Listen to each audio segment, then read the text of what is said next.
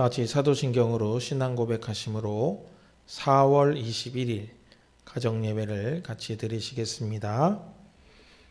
전능하사 천지를 만드신 하나님 아버지를 내가 믿사오며 그 외아들 우리 주 예수 그리스도를 믿사오니 이는 성령으로 잉태하사 동정녀 마리아에게 나시고 본디오 빌라도에게 고난을 받으사 십자가에 못 박혀 죽으시고 장사한 지 사흘 만에 죽은 자 가운데서 다시 살아나시며 하늘에 오르사 전능하신 하나님 우편에 앉아 계시다가 저리로서 산자와 죽은 자를 심판하러 오시리라.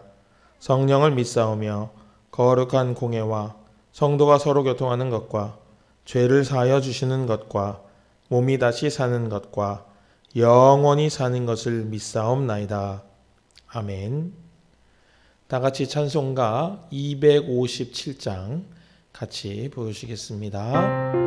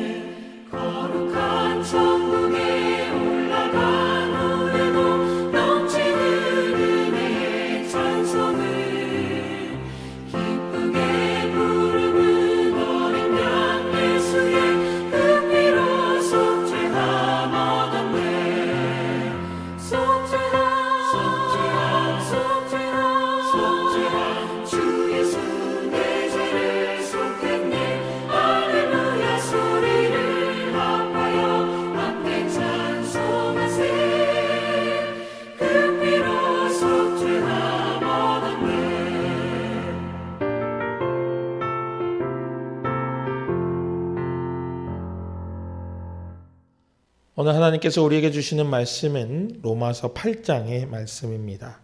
같이 합독해서 읽겠습니다. 그러므로 이제 그리스도 예수 안에 있는 자에게는 결코 정죄함이 없나니 이는 그리스도 예수 안에 있는 생명의 성령의 법이 죄와 사망의 법에서 너를 해방하였음이라. 율법이 육신으로 말미암아 연약하여 할 수 없는 그것을 하나님은 하시나니 곧 죄로 말미암아 자기 아들을 죄 있는 육신의 모양으로 보내어 육신의 죄를 정하사 육신을 따르지 않고 그 영을 따라 행하는 우리에게 율법의 요구가 이루어지게 하려 하심이니라. 육신을 따르는 자는 육신의 일을, 영을 따르는 자는 영의 일을 생각하나니 육신의 생각은 사망이요 영의 생각은 생명과 평안이니라. 육신의 생각은 하나님과 원수가 되나니 이는 하나님의 법에 굴복하지 아니할 뿐 아니라 할 수도 없음이라. 육신에 있는 자들은 하나님을 기쁘시게 할 수 없느니라. 만일 너희 속에 하나님의 영이 거하시면 너희가 육신에 있지 아니하고 영에 있나니 누구든지 그리스도의 영이 없으면 그리스도의 사람이 아니라. 또 그리스도께서 너희 안에 계시면 몸은 죄로 말미암아 죽은 것이나 영은 의로 말미암아 살아있는 것이니라. 예수를 죽은 자 가운데서 살리신 이의 영이 너희 안에 거하시면 그리스도 예수를 죽은 자 가운데서 살리신 이가 너희 안에 거하시는 그의 영으로 말미암아 너희 죽을 몸도 살리시리라. 그러므로 형제들아 우리가 빚진 자로되 육신에게 져서 육신대로 살 것이 아니니라. 너희가 육신대로 살면 반드시 죽을 것이로되 영으로서 몸의 행실을 죽이면 살리니 무릇 하나님의 영으로 인도함을 받는 사람은 곧 하나님의 아들이라. 너희는 다시 무서워하는 종의 영을 받지 아니하고 양자의 영을 받았으므로 우리가 아빠 아버지라고 부르짖느니라. 성령이 친히 우리의 영과 더불어 우리가 하나님의 자녀인 것을 증언하시나니 자녀이면 또한 상속자 곧 하나님의 상속자요 그리스도와 함께한 상속자니 우리가 그와 함께 영광을 받기 위하여 고난도 함께 받아야 할 것이니라. 생각하건대 현재의 고난은 장차 우리에게 나타날 영광과 비교할 수 없도다. 피조물이 고대하는 바는 하나님의 아들들이 나타나는 것이니 피조물이 허무한 데 굴복하는 것은 자기 뜻이 아니요 오직 굴복하게 하시는 이로 말미암음이니라. 그 바라는 것은 피조물도 썩어짐의 종로로 단대서 해방되어 하나님의 자녀들의 영광의 자유에 이르는 것이니라. 피조물이 다 이제까지 함께 탄식하며 함께 고통을 겪고 있는 것을 우리가 아느니라. 그뿐 아니라 또한 우리 곧 성령의 처음 익은 열매를 받은 우리까지도 속으로 탄식하여 양자될 것 곧 우리 몸의 속량을 기다리느니라. 우리가 소망으로 구원을 얻었음에 보이는 소망이 아니니 보는 것을 누가 바라리요. 만일 우리가 보지 못하는 것을 바라면 참음으로 기다릴지니라.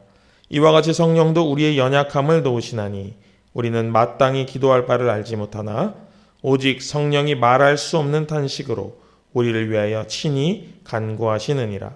마음을 살피시는 이가 성령의 생각을 아시나니 이는 성령이 하나님의 뜻대로 성도를 위하여 간구하심이니라. 우리가 알거니와 하나님을 사랑하는 자 곧 그의 뜻대로 부르심을 입은 자들에게는 모든 것이 합력하여 선을 이루느니라. 하나님이 미리 하신 자들을 또한 그 아들의 형상을 본받게 하기 위하여 미리 정하셨으니 이는 그로 많은 형제 중에서 맏아들이 되게 하려 하심이니라. 또 미리 정하신 그들을 또한 부르시고 부르신 그들을 또한 의롭다 하시고 의롭다 하신 그들을 또한 영화롭게 하셨느니라. 그런즉 이 일에 대하여 우리가 무슨 말 하리요? 만일 하나님이 우리를 위하시면 누가 우리를 대적하리요? 자기 아들을 아끼지 아니하시고 우리 모든 사람을 위하여 내주신 이가 어찌 그 아들과 함께 모든 것을 우리에게 주시지 아니하겠느냐? 누가 능히 하나님께서 택하신 자들을 고발하리요? 의롭다 하신 이는 하나님이시니 누가 정죄하리요? 죽으실 뿐 아니라 다시 살아나신 이는 그리스도 예수시니 그는 하나님 우편에 계신 자요 우리를 위하여 간구하시는 자시니라. 누가 우리를 그리스도의 사랑에서 끊으리요? 환난이나 곤고나 박해나 기근이나 적신이나 위험이나 칼이랴. 기록된 바 우리가 종일 주를 위하여 죽임을 당하게 되며 도살당할 양같이 여김을 받았담과 같으니라. 그러나 이 모든 일에 우리를 사랑하신 이로 말미암아 우리가 넉넉히 이기느니라. 내가 확신하노니 사망이나 생명이나 천사들이나 권세자들이나 현재일이나 장래일이나 능력이나 높음이나 깊음이나 다른 어떤 피조물이라도 우리를 우리 주 그리스도 예수 안에 있는 하나님의 사랑에서 끊을 수 없으리라. 아멘. 사랑하는 여러분, 우리가 그리스도인으로 살아갈 때 모든 그리스도인들의 마음에는 어떤 한 가지 중요한 싸움이 계속해서 일고 있는 것을 우리는 너무나도 잘 알고 있습니다. 우리는 그것을 영적 전쟁이라고 부르는데요. 이 영적 전쟁은 어떤 면에 있어서 경주마가 경주를 하는 것과 같은, 경마의 경기와도 같은 그런 싸움이다 하는 것입니다. 이 경주마가 두 마리가 있습니다. 하나는 검은색 말이고 하나는 흰색 말입니다. 우리가 어떤 말에 더 힘을 주느냐, 또 우리가 어떤 말에 그가 필요한 에너지를 공급하느냐에 따라서 우리의 이 싸움은 검은 말이 이기기도 하고 흰 말이 이기기도 합니다. 이 검은 말이 향하여 달려가고 있는 그곳은 사망이요, 또 흰 말이 달려가고 있는 그곳은 바로 생명입니다.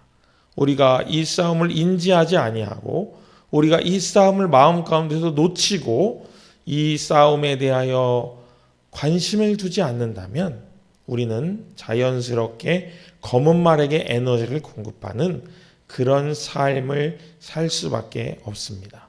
그러나 끊임없는 이 싸움에 집중하며 끊임없는 이 싸움 가운데에서 흰말이 계속적으로 경기를 주도하고 흰말이 이루고자 하는 그곳에 우리도 함께 달려가기를 원하며 소망하며 달려가는 그 달려감이 바로 우리 그리스도인이 추구해야 할 삶의 방향이요, 삶의 모습이다. 우리는 그렇게 이야기할 수 있습니다. 우리는 이 끊임없는 추구의 과정을 성화의 과정이라 부르기도 하고요. 또한 이 싸움을 계속적으로 훈련하는 것을 바로 연단이라고 부르기도 합니다. 우리가 이러한 순간을 놓칠 때 우리에겐 어떤 일이 일어날까요? 아마도 굉장히 감각적이고 무절제한 삶으로 이어지게 될 것입니다. 한 가지 예를 들어 봅시다. 어떤 사람이 카페에 가서 커피를 마셨습니다. 한 잔의 커피가 그의 삶 가운데 휴식이 되기도 하고 또 카페인을 보충하는 일이 되기도 하고 또 안정감을 얻는 그런 일이 될 수도 있습니다. 그러나 그 한 잔, 두 잔 마신 커피가 삶을 잠식하게 되고 그 삶이 커피를 향한 삶으로 변하여 버려 커피에 중독이 일어났거나 커피가 삶의 중심이 되어버렸다면 그 삶은 결코 하나님을 향한 삶이라 할 수 없을 것이며 중독된 삶이라 부를 수밖에 없을 것입니다. 이러한 일들이 실제로 남미에서는 굉장히 많이 일어나기 때문에 우리는 사실 커피에 대해서 정확히 중독 증상을 느낄 수 없지만 남미 사람들은 이 부분이 굉장히 중요하기 때문에 남미의 그리스도인들은 이 커피 중독에 관한 부분을 우리 한국교회에 마치 주초 문제를 다루듯이 굉장히 경계하며 조심하며 자신을 복종시키는 그런 도구로 사용하고 있는 것을 우리는 알 수 있습니다. 얼마나 심각한 수준으로 이들이 중독되고 또한 그것으로 인하여서 삶의 안정감을 얻으려고 하는 그런 욕구가 얼마나 위험한 것인지를 우리는 남미들의 교회의 모습을 통하여 우리는 그것을 알 수 있습니다. 여러분, 우리가 5절 말씀을 이런 전 이해를 가지고 같이 한번 읽어보겠습니다. 육신을 따르는 자는 육신의 일을, 영을 따르는 자는 영의 일을 생각하나니. 아멘. 모든 순간 모든 생각이 육신의 일을 생각하는 사람과 모든 순간 모든 생각이 영의 일을 생각하는 사람의 종착역이 다르다. 또는 그들이 그것을 생각하고 있다라고 하는 것을 우리에게 알려주고 있습니다. 이어서 6절 말씀을 읽어봅니다. 육신의 생각은 사망이요 영의 생각은 생명과 평안이라. 앞에서 제가 두 마리의 말이 경주하는 것에 대한 비유로 이야기를 드렸는데 검은 말에게 먹이를 주어 검은 말이 승하여지면 우리는 육신의 일을 주로 생각하는 사람이 될 수밖에 없습니다. 그래서 그 육신의 생각이 내 삶을 지배하게 되고 하나님을 알지 못하는 사람과도 같은 사망으로 내달려가는 그 삶과 같은 그런 불모지와 같고 황무한 삶을 살게 되는 것을 우리는 거절할 수가 없다는 것입니다. 지금은 돌아가셨습니다만 하용조 목사님께서 로마서 강해를 하실 때 이런 말씀을 하신 적이 있어요. 하나님의 공급하심과 은사 주심이 없는 상태로 일하는 사람이, 교회 일을 하는 사람이 얼마나 불행한가. 또 하나님의 구원하심에 감격이 없는 상태로 교회에 출석하는 사람이 얼마나 힘이 들까. 그런 물음을 우리에게 던지신 적이 있습니다. 마찬가지입니다. 육신의 일을 생각하는 사람이 영의 일을 접촉하는 것은 너무나도 힘든 일입니다. 오늘 본문에도 하나님의 뜻을 받아들일 수도 없고 그것조차 불가능한 일이다. 이렇게 이야기하고 있는 것을 우리는 발견하게 됩니다. 우리에게 있는 생각이 굉장히 중요합니다. 그래서 사단은 우리의 생각을 공격합니다. 우리가 익숙하여지고 우리가 그 부분에 대해서는 아무런 반론을 제기하지 않는 그런 상태로 우리가 되었을 때 그 부분을 파고들어서 그 부분을 집중적으로 공격합니다. 그리고 그 부분에 우리의 생각을 사단이 점령하게 됩니다.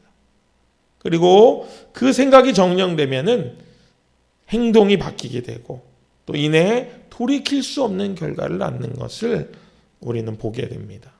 요한복음 13장 2절에 보면은 이런 말씀이 있습니다. 마귀가 벌써 시몬의 아들 가롯 유다의 마음에 예수를 팔 생각을 넣었더라. 가롯 유다가 예수님을 팔 생각을 하게 되었다라는 구절입니다. 그런데 여러분 이 구절을 자세히 보시면은 지금 생각을 하고 있는 주어가 누구입니까? 가롯 유다가 아닙니다. 가롯 유다가 생각을 하는 것처럼 보이지만 그 생각을 누가 주었다고요? 마귀가 그 생각을 가롯 유다에게 넣어 주었다는 거예요.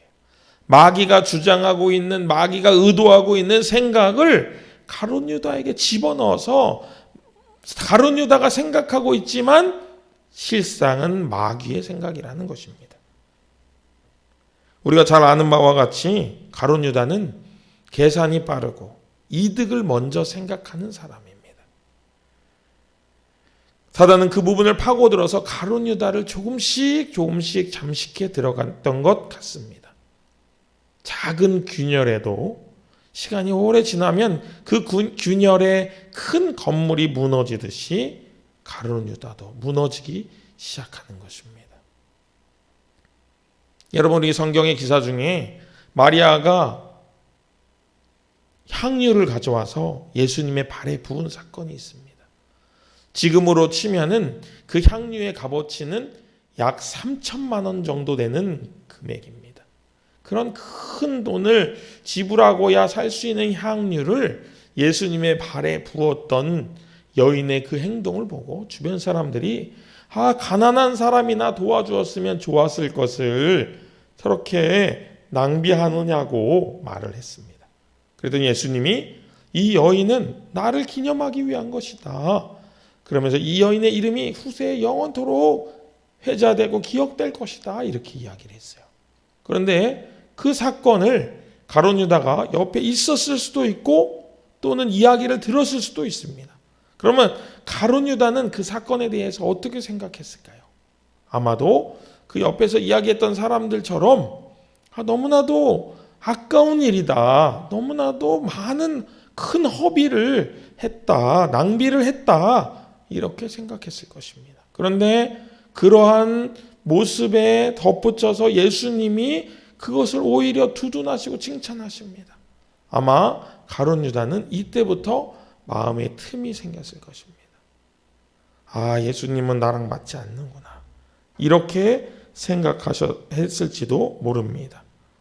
그래서 이 사건이 가롯 유다의 마음에 작은 틈을 만들고 그 마귀가 그 틈을 파고들어서 결국에는 예수님이 궁지에 몰리자 그를 팔 수밖에 없는 그런 상황으로 몰아가면서 결국에는 요한복음에 증언처럼 가룟 유다의 마음에 예수님을 팔 생각을 넣는 그런 결과를 가져오게 된 것입니다.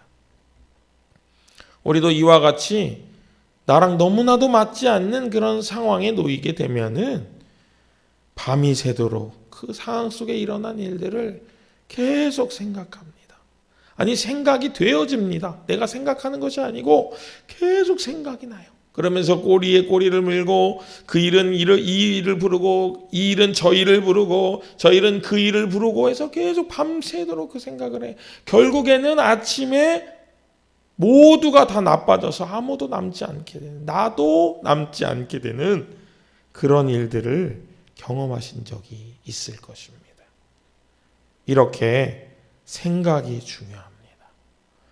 이러한 생각은 어떤 영향력 가운데 있느냐에 따라서 달라집니다. 성경이 이 사실을 우리에게 말해주고 있습니다. 우리 2절 말씀 같이 읽어보겠습니다. 이는 그리스도 예수 안에 있는 생명의 성령의 법이 죄와 사망의 법에서 너를 해방하였음이라. 아멘. 여기 사용된 법이라는 말은 헬라어로 노고스라고도 합니다. 법이라는 뜻도 있지만 할당된 영향력을 의미하기도 하는 단어입니다. 이 부분의 해석을 이 해석의 다른 뜻을 적용하여 다시 읽어보면 이렇게 됩니다. 이는 그리스도 예수 안에 있는 생명의 성령의 영향력이 죄와 사망의 영향력에서 너를 해방하였음이라. 이렇게 읽을 수 있습니다. 우리는 세상 가운데 살기 때문에 죄와 사망의 영향력 아래에 살아갑니다. 우리는 그래서 완전할 수가 없습니다. 우리는 완전하다는 말이 사실은 불가능합니다. 우리는 다만 성화의 과정을 통해서 온전하여져 가서 예수 그리스도의 믿음의 장성한 분량에 이르기까지 충만하여져 가는 것입니다. 그런데 여기서 우리가 명심해야 될 것이 있습니다. 바로 무엇이냐면 우리는 온전해져 가는 과정이기 때문에 우리의 삶이 죽음으로 향하던 삶에서 생명으로 이르는 삶으로 예수 그리스도의 영향력 아래에서 변화가 되고 해방되었지만은 종종 죽음의 굴레로 다시 들어갈 때가 있다는 것입니다. 또한 사단은 이 부분을 놓치지 아니하고 거봐, 너는 또 그런 사람이 되고야 말았어. 너는 또 그 일을 하고야 말았어. 너는 이 일 때문에 예수님이 돌아가신 것을 잊었니? 너는 그렇게 어리석은 것이야. 너는 이제 예수님께 용서받을 수 없어. 라는 거짓말로 우리를 현혹합니다. 우리를 정죄합니다. 우리를 참소합니다. 그 참소에서 우리는 너무나도 큰 자책감과 죄책감 때문에 마음이 상하여집니다. 그래서 오히려 더 가면 안 되는 곳으로 갈 때가 있다 하는 것입니다.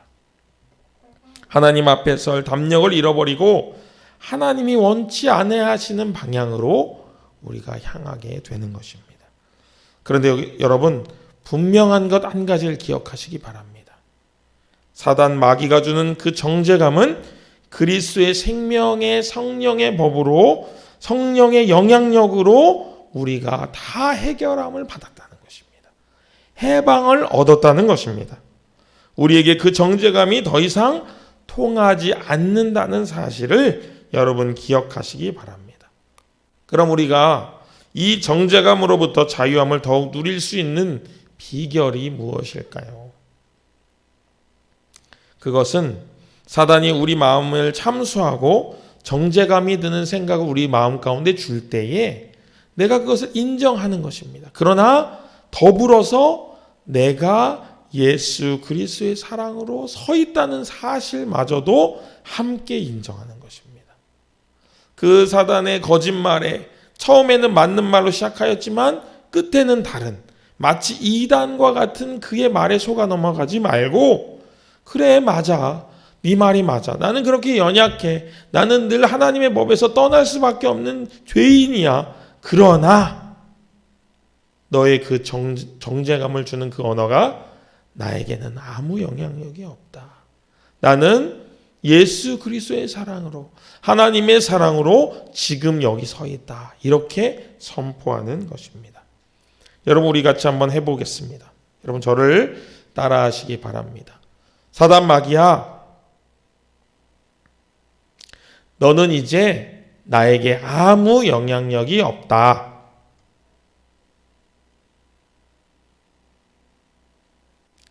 나는 그 어떤 것으로도 끊을 수 없는 하나님의 사랑으로 여기 서 있다.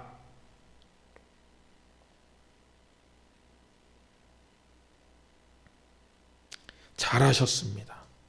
사단 마귀를 대적하여 이길 힘은 율법이나 도덕률을 잘 지켜가는 우리의 의가 아니라 우리 때문에 죄가 없으시면서도 자신을 내어주셨던 예수님의 희생과 하나밖에 없는 독생자를 우리를 위하여 기꺼이 보내주신 하나님의 극진하신 사랑이 그 사단의 공격을 이길 힘이라는 사실을 여러분 잊지 마시기 바랍니다. 우리가 그 사랑에 잇대어 있을 때 우리는 그 누구보다도 강한 존재가 되어서 모든 유혹을 물리치고 승리하게 될 것입니다. 마지막으로 그 사랑으로 우리의 승리를 증거하시는 로마서 8장 37절부터 39절의 말씀을 함께 읽고 말씀을 마치도록 하겠습니다. 함께 읽겠습니다. 그러나 이 모든 일에 우리를 사랑하시는 이로 말미암아 우리가 넉넉히 이기느니라. 내가 확신하노니 사망이나 생명이나 천사들이나 권세자들이나 현재일이나 장래일이나 능력이나 높음이나 기쁨이나 다른 어떤 피조물이라도 우리를 우리 주 그리스도 예수 안에 있는 하나님의 사랑에서 끊을 수 없으리라. 아멘. 함께 기도하겠습니다. 은혜로우신 하나님 아버지, 우리가 세상을 살아가며 실수할 때도 있고 또 신앙생활을 하며 잘못된 길에 빠질 때도 있지만 우리가 속죄함을 얻었음에 기뻐하는 저희들 되게 하여 주옵소서. 예수님께서는 용서 못하실 죄가 없으시고 또한 하나님께서는 우리를 향하여 언제나 두 팔을 벌리시고 우리를 용서하여 주시는 위대하신 아버지이심을 기억하며 저희들 사단의 정죄감에 빠지지 아니하고 오직 그 사랑에 기대어 살아가는 저희들 되게 하여 주옵소서. 나의 의가 아니라 나를 사랑하셔서 자기 자신을 희생하신 그 사랑으로 이 세상을 이기며 살아갈 뿐만 아니라 그 사랑으로 다른 사람도 사랑하기 위하여 노력하는 저희 모두가 될 수 있도록 인도하여 주옵소서. 지혜를 허락하여 주옵소서. 순간순간 올바른 결정을 할 수 있도록 도와주시옵소서. 모든 것 주님께 맡겨오며 예수님의 이름으로 기도합니다. 아멘. 하늘에 계신 우리 아버지여, 이름이 거룩히 여김을 받으시오며 나라의 임하옵시며 뜻이 하늘에서 이룬 것 같이 땅에서도 이루어지이다. 오늘날 우리에게 일용할 양식을 주옵시고 우리가 우리에게 죄 지은 자를 사하여 준 것 같이 우리 죄를 사하여 주옵시고 우리를 시험에 들게 하지 마옵시고 다만 악에서 구하옵소서. 대개 나라와 권세와 영광이 아버지께 영원히 있사옵나이다. 아멘.